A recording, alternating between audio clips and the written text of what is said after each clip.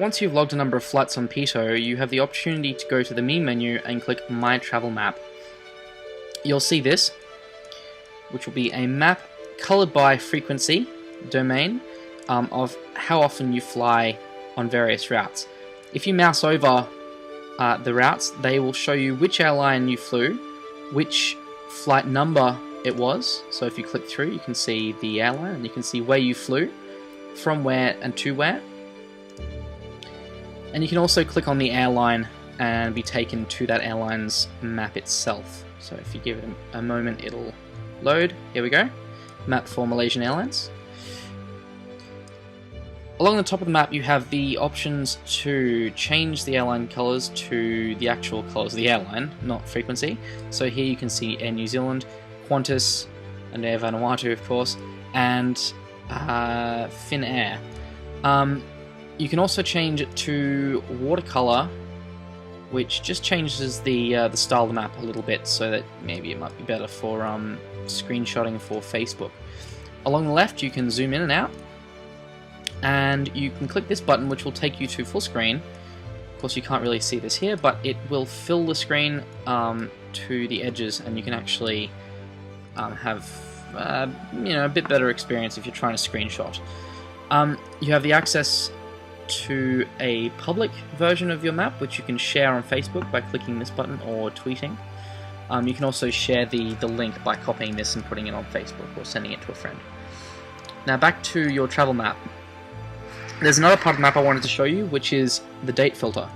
Now if I turn off watercolor so you can see this a little bit better, here we go. If I drag this slider, it's going to, over time, show me different flights that I took at different periods. I can also filter a certain period of time by dragging the bottom slider up. So it's going to show me flights from 2010 to 2013. Obviously I went to Europe a few times then. On to airline maps. Let's choose one. British Airways.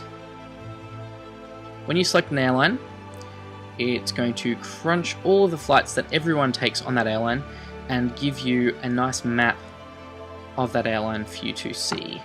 It's also going to give you a bit more information down here, for example, how much you've spent on tickets with them, how often you've flown, and what are the most popular flying destinations with that airline.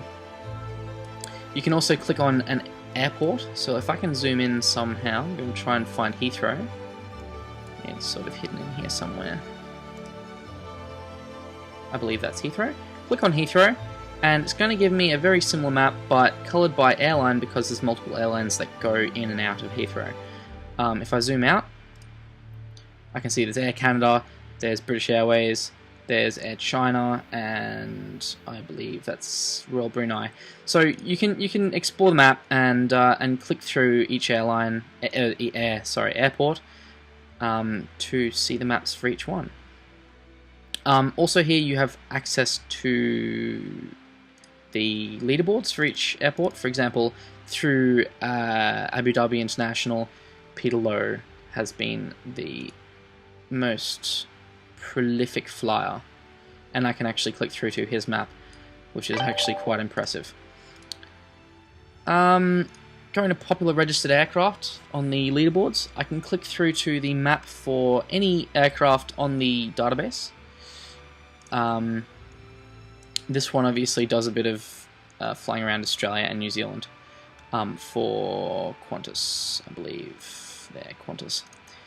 And I can also have a look at popular aircraft models. So the 737-800 one is the most popular aircraft on Pitot. If I click through to here, it's going to think for a fair amount of time because there's quite a lot of information to be churned through. But eventually, it's going to get there, and I'm going to have a beautiful map of the entire world's worth of flights made on 737s. Same thing exists for 787s, 747s, A380s, etc.